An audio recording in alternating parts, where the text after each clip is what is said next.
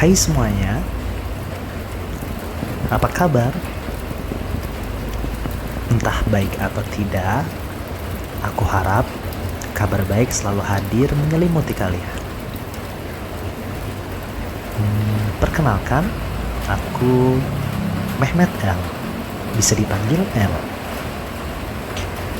Semoga kita bisa saling mengenal ya, saling berbagi cerita, tanpa harus tahu siapa kita, background kesibukan kita, atau bahkan background kehidupan kita. Asik gak sih bisa punya teman cerita yang akan selalu mengucapkan it's okay to not be okay, tanpa ada kekhawatiran akan dikhianati, diabaikan oleh teman-teman yang kebetulan merasa senang melihat kita sedang dalam keadaan tidak baik-baik saja. Tapi jujur, aku juga pernah mengalami mencoba untuk percaya dengan sebagian orang, bercerita, meluapkan keluh kesah, namun pada akhirnya dibalas dengan hanya mendengar dan kemudian pergi begitu saja. Sebenarnya aku hanya butuh didengar dan kemudian dipahami, menepuk pundakku dengan perlahan, tanpa harus membalas dengan ribuan kata-kata. So, hadirnya L di sini ingin menjadi teman cerita buat kalian semua. Walaupun terkesan tabu, tapi percayalah, L juga butuh teman untuk mendengar tanpa harus tahu rupa dan warna kalian. Semoga di cerita pertamaku ini bisa menjadi teman bagi siapa saja yang juga merasakan hal yang sama. Ini cerita pertamaku tentang pulang Jakarta dengan segala ceritanya. Iya, coba buka masker dulu. Saya boros. Oh, karena dia tinggi. Waduh. Orang aku berdiri tadi ke pusat dah. Wah, ya bisa gitu berarti ya. Udah kayak semampai, meter pas sampai. Soalnya acara 7 tahun, aku juga dulu. Iya, gitu. Kamu 7 tahun, aku 6 tahun. Hari itu, sepulangku dari perjalanan yang cukup melelahkan, rasanya merebahkan badan pada kasur yang sudah 2 bulan aku tinggalkan adalah solusi yang paling menenangkan.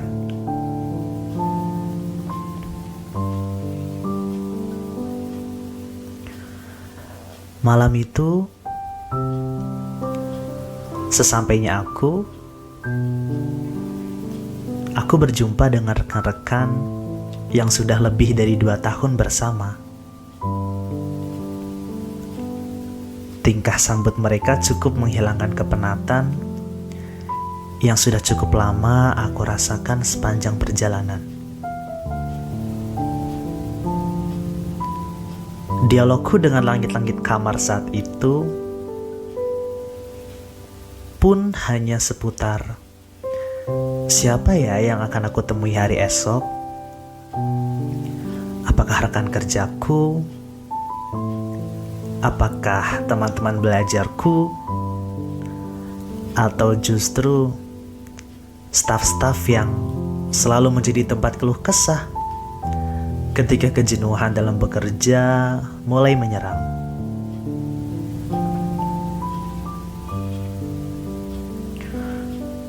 Fajar pagi kala itu untuk pertama kalinya membuatku tersenyum.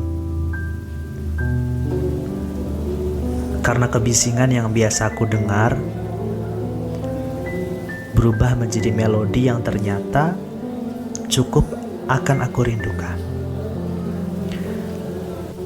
Rasa rindu itu aku wujudkan dengan bangun pagi lebih sigap untuk beribadah tentunya, sekaligus menyaksikan ramainya melodi dengan hentakan kaki yang berlomba menghindari serangan fajar. Lalu, seperti biasa, Sabtu pagi kala itu, rutinitas yang menjadi kewajiban harus kembali aku lakukan. Rutinitas mingguan yang selalu aku tunggu, rutinitas yang selalu menjadi mood boosterku, rutinitas yang kadang buat aku kesal tapi sangat tidak ingin aku tinggalkan. Rutinitas di hari itu tanpa sadar menjadi rutinitas terakhir yang aku lakukan. Oh no diikat. Boro. Setibanya senja, kala itu sejuk tanpa mendung, terlihat dengan jelas goresan Tuhan yang begitu indah menghiasi langit sore. Sejuk karena baru saja hujan mengguyur dan berakhir dengan meninggalkan aroma tanah yang benar-benar membuatku merasa tenang. Hujan dan senja memang terdengar begitu nyaman untuk dinikmati kebanyakan orang. Momen yang begitu penting hingga banyak usaha dilakukan untuk dapat mengabadikan momen indah tersebut. Namun, sepertinya berbeda denganku. Senja kala itu menjadi senja yang membuatku membisu, berdialog dengan lirih melalui senyum yang kupaksakan hadir untuk mengusap mata yang mulai membasah. Saat itu, tempat pulang yang begitu dekat berubah menjadi jauh karena beratnya langkah untuk menerjemahkan setiap sudut jalan yang kulalui. Keputusan yang mendatangkan mendung kala itu menuntutku menyusun setiap barang-barang yang sudah cukup lama bersarang pada tempat suci itu.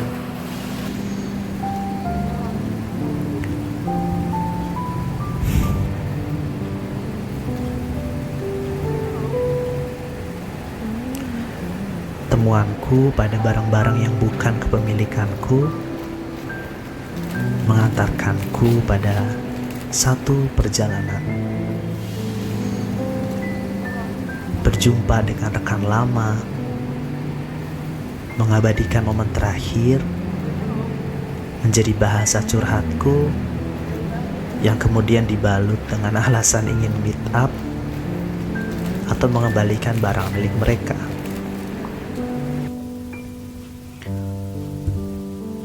Terkesan terburu-buru, tapi keluangan mereka dalam memberikan waktunya untuk bertemu denganku menjadi momen yang sangat aku hormati dan sangat aku hargai.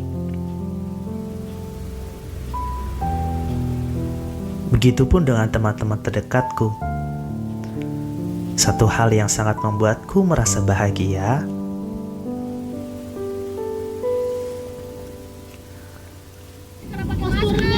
adalah tawa dan momen tergokil dan tergila bersama kalian. Karena dia tinggi.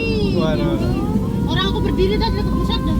Ah, iya Sederhanaku Udah kayak semampai, meter sampai.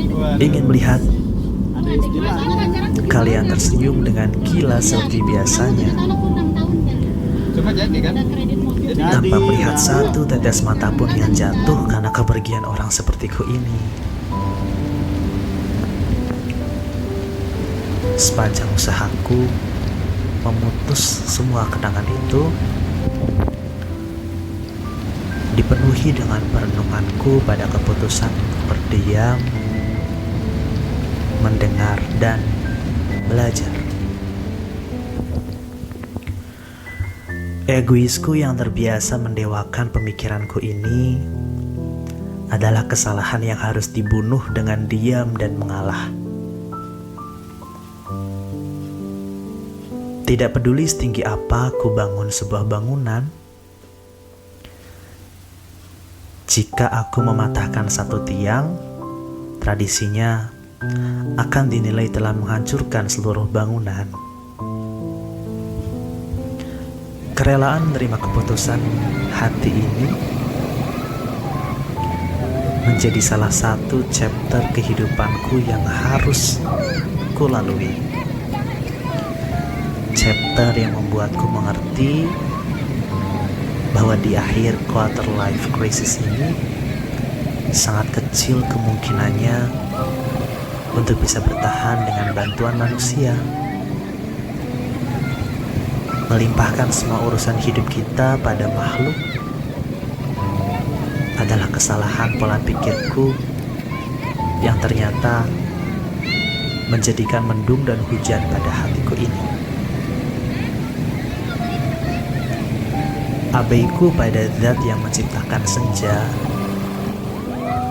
mendorongku tenggelam pada malam dengan bulan yang tertutup gerhana. Tidak hanya senja ataupun bintang-bintang, rupanya bulan pun enggan memberikan sinarnya padaku ini.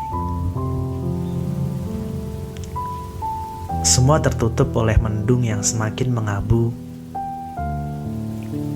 hingga hujan turun, mengguyur hati yang tidak berpayung.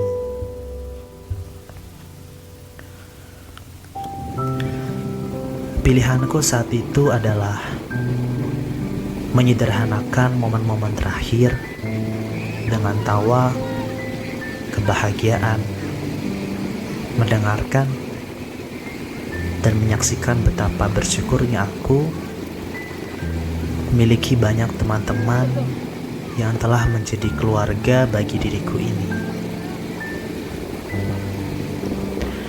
Sekalipun dialogku terputus, mengabadikan setiap momen perjumpaanku menjadi cara sederhana yang akan meninggalkan kenangan manis, walaupun tidak pada senja, setidaknya pada hujan.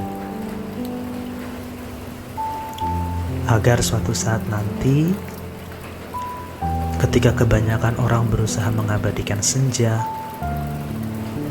aku bisa dengan tegar berdiri menunggu hujan yang telah menghadirkan dan mengabadikan banyak kenangan. Terima kasihku kepada Tuhan atas kesempatan yang Engkau berikan pada 6 tahun terindah yang aku rasakan. Dan terima kasih juga untuk kalian semua yang sudah meluangkan waktunya untuk mendengar, memberiku kesempatan untuk berbagi cerita. Semoga hari-hari kalian ke depan akan bahagia dan menjadi lebih indah.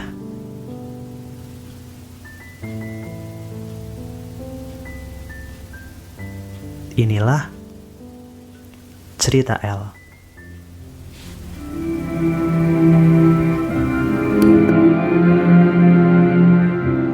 Andai aku bisa